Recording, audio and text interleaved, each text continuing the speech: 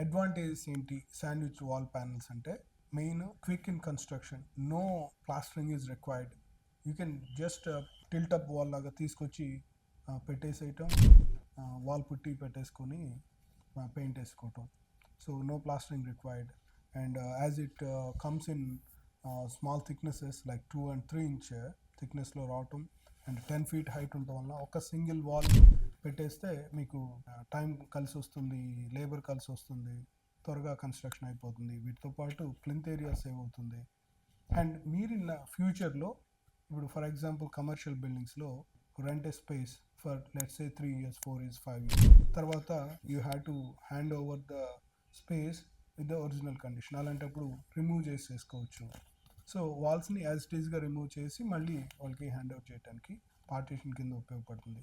దీనివల్ల రీయూజబిలిటీ ఉంటుంది, cost saving అవుతుంది, ప్లింత్ ఏరియా సేవ్ అవుతుంది, టైం సేవ్ అవుతుంది, లేబర్ సేవ్ అవుతుంది.